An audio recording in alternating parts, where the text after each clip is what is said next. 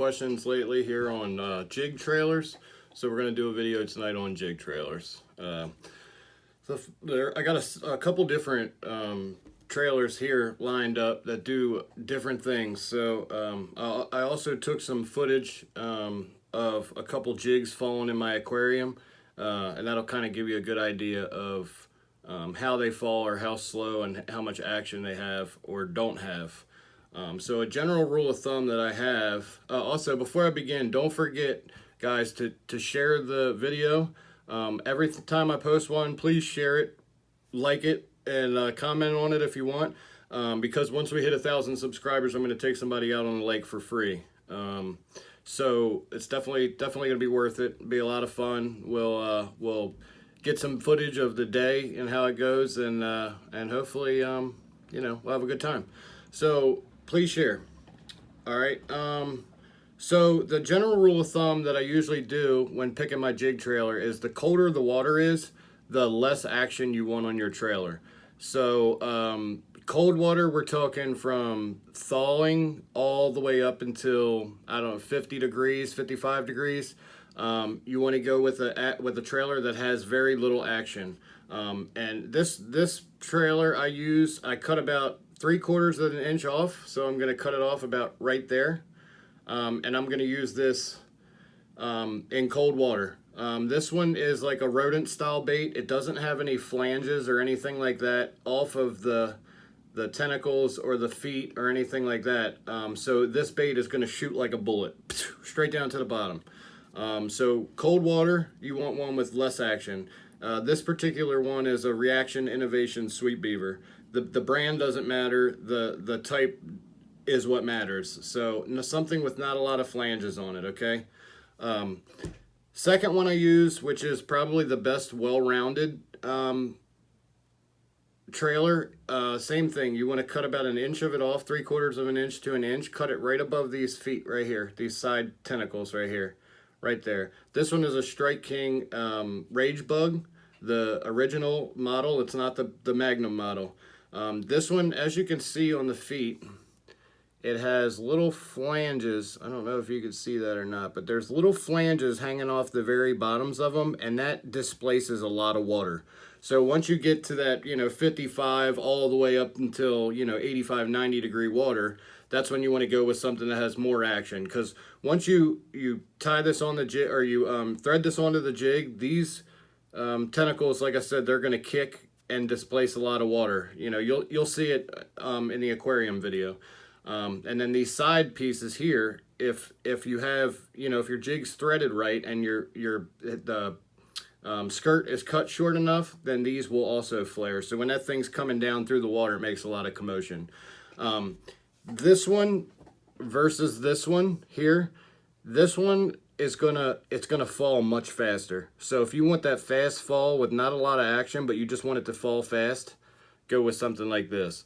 Now another good tip to know is that the clearer the water is, the faster you want your jig to fall. The dirtier the water, the slower you want that jig to fall. Just a general rule to follow. Clear water or cold water, all the way up to medium water, I'm going to use this one here. I'm going to stay with the one with no action. The Rage Bug, I'm going to use probably 60%, 70% of the time. This one's a good all-around bait, and it, you know, any kind of beaver style that has flanges on both the top and the bottom is going to kick a lot of water.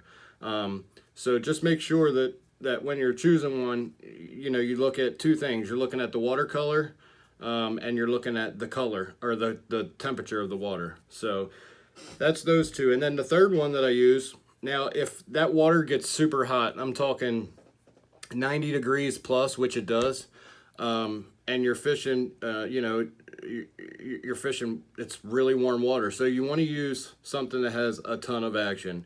Now this is a Strike King Rage Crawl, and this one I cut about a 1/4 of an inch off, 1/4 to a 1/2 inch, just cut it about right there. And then these legs kick like crazy. I mean, the Rage Bug is a little more subtle of a bait than the Rage Crawl, but they both displace a lot of water. But if you want to displace the most water, the Rage Crawl is definitely the way to go. Or something that has those long lobster claws. It's hard to beat these baits though. This one, you know, and another tip that I'll tell you that I normally do is whatever color your forage is, you know, if you're fishing, most of the time I'm targeting bluegill colored baits so that the bass that I'm fishing for are eating bluegill. If they're doing that, just take a little bit of blue dye or a little bit of chartreuse dye, either one, and dye just the tips. And that gives, you know, a little bit more for them to gravitate towards.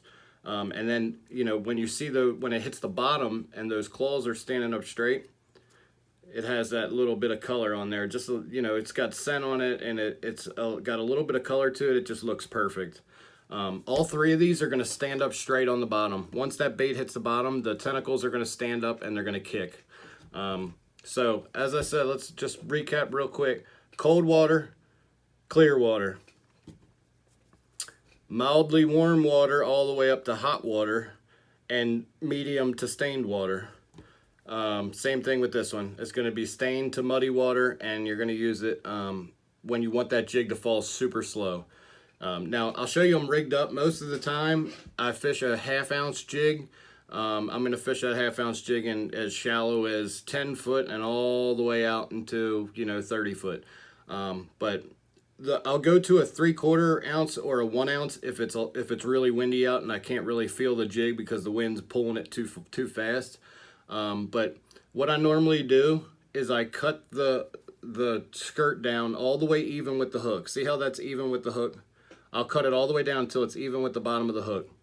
All my jigs, I always trim them. That's the very first thing I do. This one doesn't look like it's trimmed, but the very first thing I do is trim it right down to the hook, okay?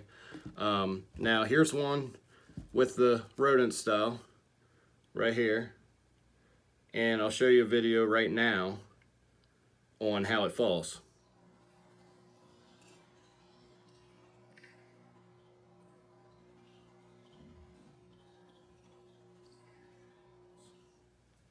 Okay, so that's that one. Then you want to go with the rage bug style, which, like I said, stained water if you want it to fall a little bit faster but not super fast. There's your rage bug. You can check out the video to this one.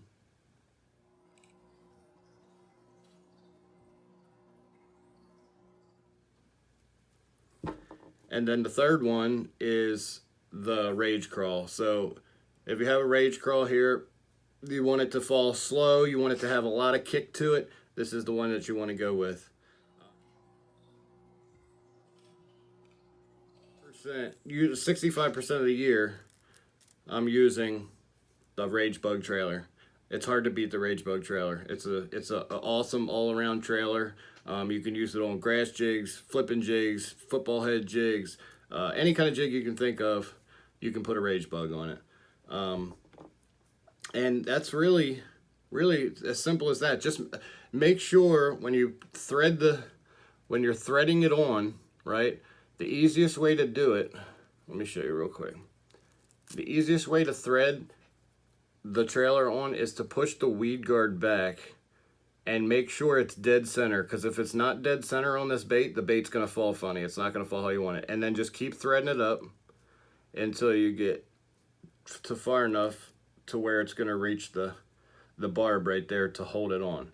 Okay, and then push it up on there, slide it on there, and make sure that it's perfectly centered, because if it's not centered, it's not gonna fall correctly.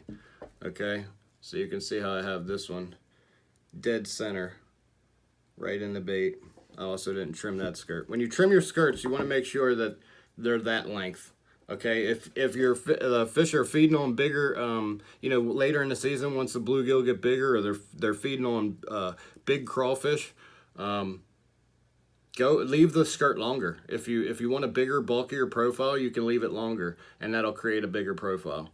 And then, you know, skinnier, smaller profile, just cut it even shorter. You can cut it all the way as far up as you want. As long as when that bait hits the bottom, it's still that skirt's flaring out, because that's what really creates that reaction strike. So I hope you got something out of this video. Like I said, please subscribe and share so we can get to that 1,000 mark, guys. I'm really hoping to do that this year. If we can get to it, fall is the perfect time of year to go out there and catch a bunch of giant fish. So just keep sharing, and I'll see you guys in the next one.